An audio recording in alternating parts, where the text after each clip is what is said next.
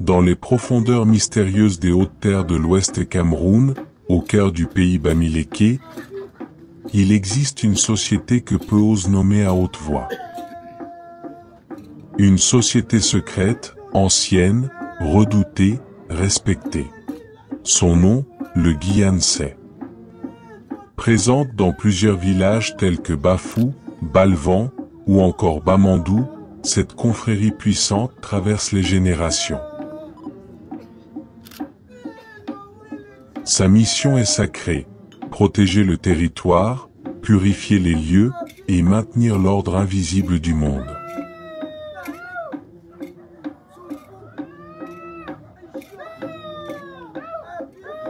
Le Guiyansé est bien plus qu'un simple groupe d'initiés.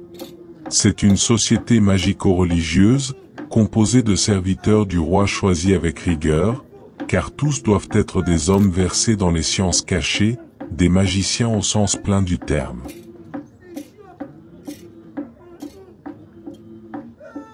Ils ont été formés, initiés, liés par le silence et le secret.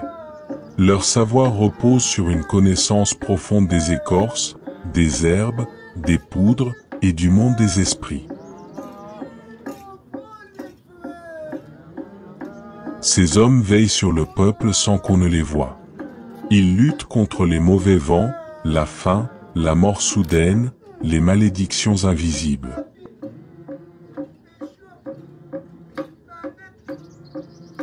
Leur rôle n'est pas de parler, mais d'agir dans l'ombre, là où les yeux ne voient plus, là où le visible s'arrête. À Bafou, le Guiyansé se réunit le Mbolu, un jour spécial du calendrier traditionnel bamiléké, composé de 8 jours. Parfois, quand la gravité d'un événement le commande, une autre journée est convoquée, le Gang.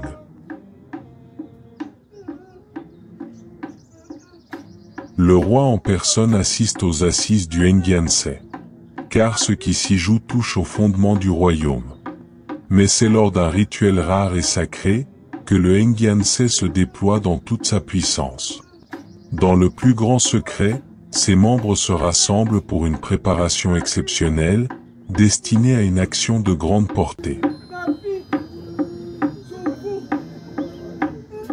Pendant plusieurs heures, il prépare des mélanges sacrés, faits d'écorces mystérieuses, de poudre rouge et blanche, d'herbes cueillies à des heures précises, parfois sous la lune, parfois avant l'aube.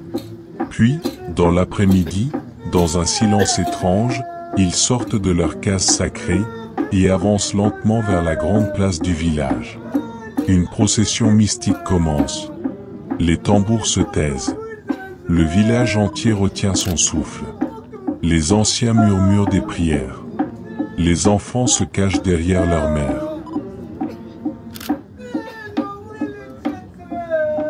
Les prêtres purificateurs portent avec eux des sacs de cuir ou de toile tressée, remplis de cette poudre sacrée. À ceux qui le demandent, ils frappent la tête, le torse, les épaules, dans un geste rituel. Ce geste, c'est un blindage, une protection contre le mal, les maladies, les attaques invisibles. Leur marche n'est pas seulement symbolique. Elle nettoie le village. Elle efface les impuretés spirituelles. Elle restaure l'équilibre.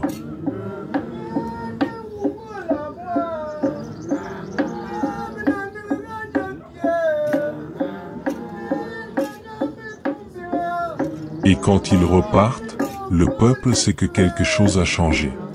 L'air semble plus pur. Le silence plus profond. Les âmes plus légères.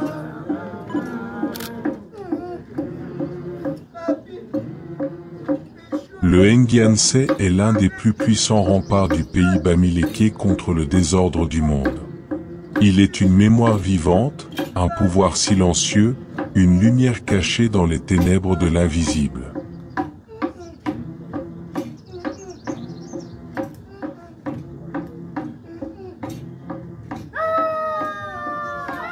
Dans un monde où tout s'expose, eux choisissent le mystère. Dans un temps où tout s'achète, eux gardent le sacré. Leur visage n'est pas connu. Leur nom, rarement prononcé. Mais leur action,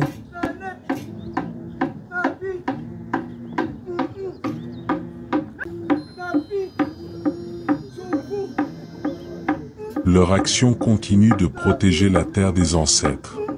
Ngyanse, une force, un silence, une présence.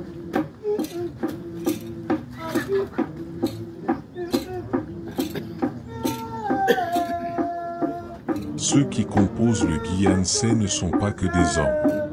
Ils sont choisis, appelés, marqués. Leur initiation est longue, exigeante, parfois dangereuse.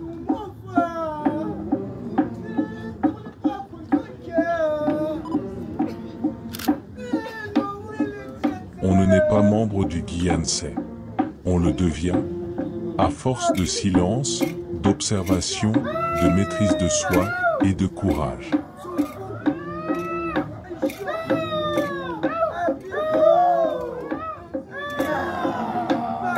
Avant d'être reconnus, les initiés doivent traverser des épreuves. Des nuits passées seuls en forêt, des confrontations avec leurs peurs les plus profondes, des jeûnes, des veilles et l'apprentissage d'un langage caché. Celui de la nature, des plantes, des pierres et du vent. Car le Gyanse est en lien direct avec les forces de la nature. Il parle aux arbres, écoute les sources, observe le vol des oiseaux. Et savent à quel moment la terre est blessée, ou en paix. Ils sont aussi les intermédiaires avec les ancêtres.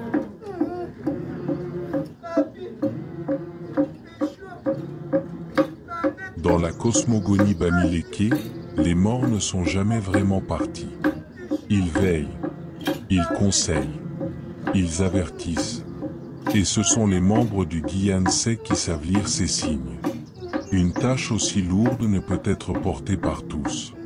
C'est pourquoi ils vivent souvent à l'écart, ou dans la plus grande discrétion.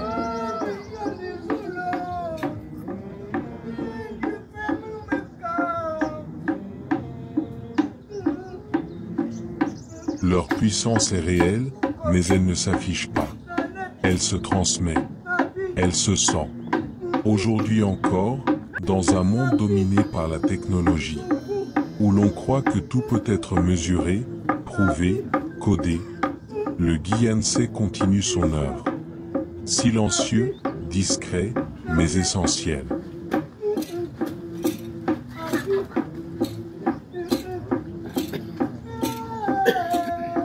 Quand une chefferie est menacée, qu'un désordre inexplicable frappe un village, qu'un climat étrange s'installe, ce sont eux que l'on appelle sans les nommer.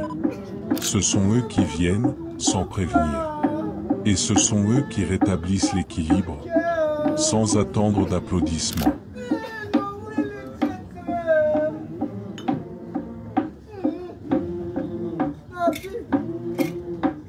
Le Gyanse est la mémoire d'un monde spirituel, que l'on a souvent oublié, mais qui continue de respirer.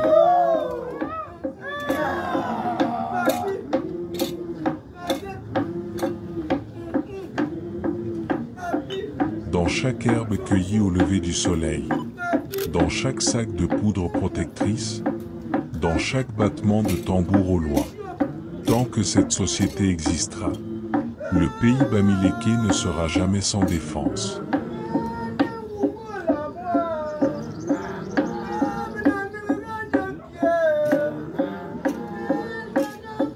Car dans l'ombre, des hommes veillent, des hommes qui savent, des hommes qui protègent. Mais le Gyanse, comme tant d'autres institutions traditionnelles africaines, n'est pas qu'un acteur spirituel. Il est aussi un pilier de l'identité, un marqueur de civilisation, un bastion de souveraineté culturelle.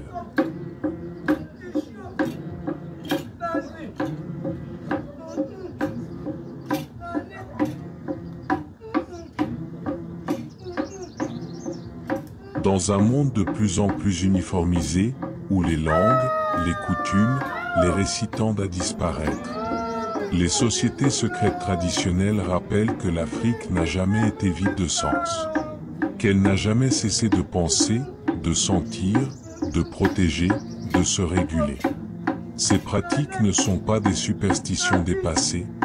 Elles sont des structures d'intelligence, des expressions vivantes d'un peuple enraciné.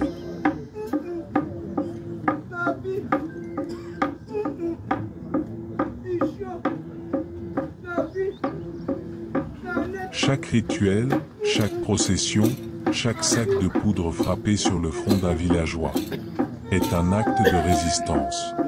Une déclaration silencieuse mais puissante. Nous sommes encore là. Nous avons nos voix.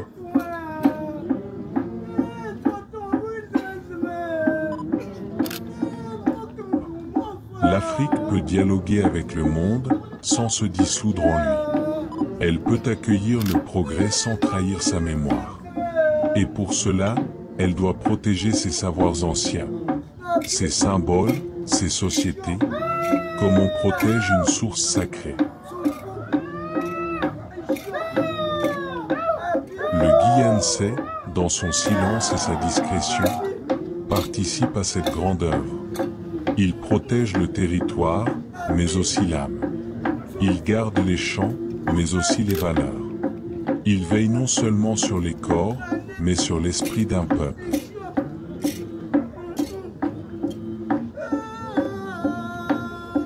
Dans les couloirs sombres de la modernité, où beaucoup se perdent, s'oublient, s'imitent, les traditions profondes, elles, nous rappellent qui nous sommes.